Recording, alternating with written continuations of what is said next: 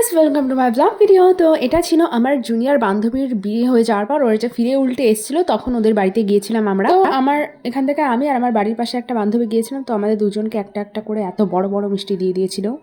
আমরা খেতে তো বসেছিলাম, বাট আমরা একটা মানে পুরো খেতে পারিনি, এতই বড় ছিল আর খুবই বেশি মিষ্টি ছিল মিষ্টিটা, যার জন্য আমরা খেতে পারিনি। আর আমার এমনিতেও মিষ্টি বেশি পছন্দ না।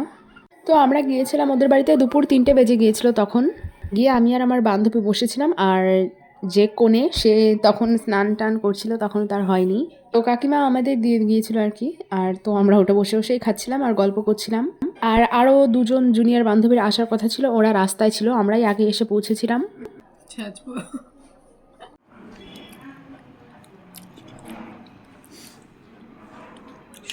কারা এত ফ্রেন্ড রিকোয়েস্ট পাঠাচ্ছে?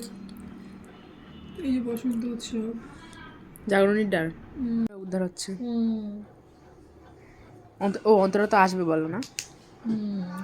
তো আমাকে তারপরে আবার লস্যি আর দই দিয়ে দিয়েছিল। মানে আমার ওই বান্ধবীটা দই লস্যি ও কিছুই খায় না, মানে দুধের জিনিস কিছুই খায় না। আর দইটা আমার ভীষণই ফেভারিট আর লস্যিও আমার ফেভারিট, তো দুটোই আমি খেয়েছিলাম। আর আমরা অলরেডি বাড়ি থেকে খেয়ে গিয়েছিলাম, তো আমাদের পেট ভরা ছিল আর তার মধ্যে এগুলো দিয়েছে, মানে খেতেও পাচ্ছিলাম না, খেতে কষ্ট হচ্ছিল, বাট টুকটুক করে খাচ্ছিলাম।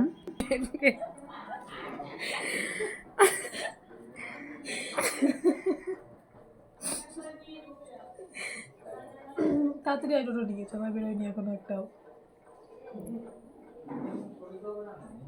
কে ও? তো তুমি আসবা, তুমি তোমার সাথে আসবে করে করে। তো তারপর বাদ বাকি সবাই চলে এসেছিলো আর এখানটা হাসি মজা গল্প হচ্ছিল। আর আরেকজন এনেছিল কুলের আচার বাড়ি থেকে, সেটাই সবাই ভাগ করে খাচ্ছিল।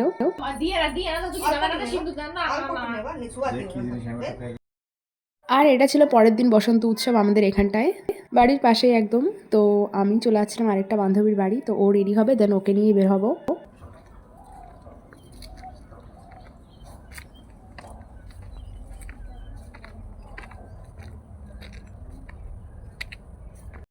আর শাড়িগুলো আমি একাই পরেছিলাম, মানে আমি শাড়ি পরতে পারি না সেভাবে, বাট মোটামুটি একা একা যেরকমভাবে পেরেছি ওইভাবে পরেছি। তো তারপর এখান থেকে ফুল নিয়ে নিয়েছিল বান্ধবীরা।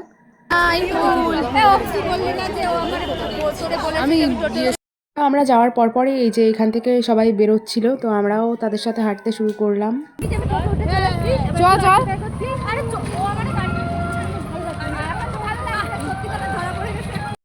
আমরা ছিলাম সবার পেছনে, একদম পেছনে। আর তারপরে কেউ আবিরও আনিনি, মানে আমরা কেউ আবির আনিনি। দেন একটা কাকিমার কাছ থেকে যে একটুখানি আবির লাগিয়েছিলাম গালে।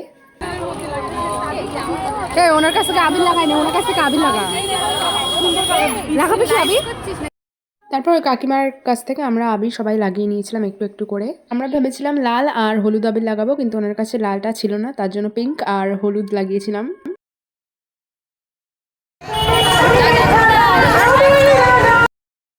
আর এখানে দেখো সব বাচ্চা বাচ্চা মেয়েগুলো খুব সুন্দর করে সাজিয়েছিল ওদের, আর সবাই ডান্সের স্টেপ করতে করতে যাচ্ছিল, ভীষণই সুন্দর লাগছিল দেখতে। আর এখানে যেহেতু গান চলছিল তো কপিরাইট পড়ে যাবে, তার জন্য আমি গানটা ছাড়ছি না। এখানে ওরে গৃহবাসী খোলদার খোল এই গানটাই চলছিল তখন।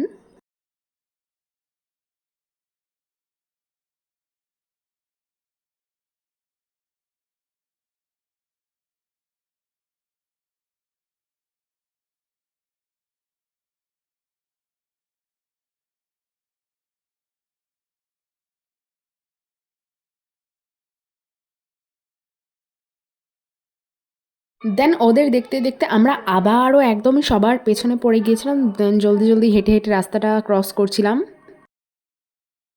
আর তারপর আমাদের সবার হেঁটে হেঁটে গরম লেগে গিয়েছিল, মানে শাড়ি পরে মেয়েদের এমনিই গরম লাগে, আর আমাদের একটু মনে হয় বেশিই লাগে। তো আমরা সবাই আইসক্রিম খেতে চলে। আর আমি আইসক্রিম খাইনি, যেহেতু আমার ঠান্ডা লেগে যাওয়ার একটা ধাঁচ আছে, মানে ঘেমে গিয়ে আবার আইসক্রিম খাবো ঠান্ডা জিনিস, তো তার জন্য নিইনি। আর এখানে সবাই আবার ব্যাক করছিল, যেখানটায় মানে যেইখানটায় অনুষ্ঠানের জন্য প্যান্ডেল করা হয়েছে সেই জায়গাটায় আবার সবাই ব্যাক করছিল।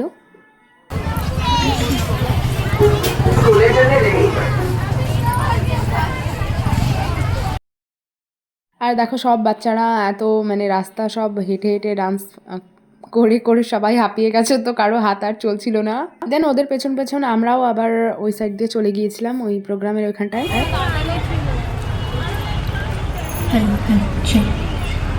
উপস্থিত সকলকে আমার অনেক ভালোবাসা। আর আমি তারপর দেখো এখানটায় নাচের প্রোগ্রাম শুরু হয়ে গিয়েছিল। আর চেয়ার প্রচুর ছিল, তেমনই লোকজনও প্রচুর ছিল। তো আমরা কেউ একজনও মানে বসার জায়গা পাইনি। আর আমার তো হেঁটে হেঁটে অবস্থা খারাপ, আমার পাটা খুবই ব্যথা করছিল। তো তারপরে আমি মনে হয় 15 মিনিট পর্যন্ত একটু দাঁড়িয়েছিলাম, যেহেতু আরও বান্ধবীরা এসেছিলো, তো ওদের সাথে একটু সেলফি ভিডিওস করে তো তারপরে আমি বাড়িতে রওনা হব সেটাই ভাবছিলাম।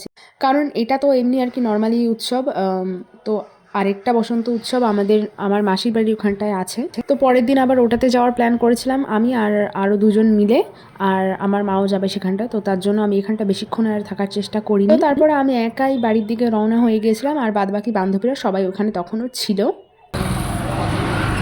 পদযাত্রায় অংশগ্রহণ করেছে তাদেরকে অভিবাদন জানাচ্ছি। আর সর্বশেষ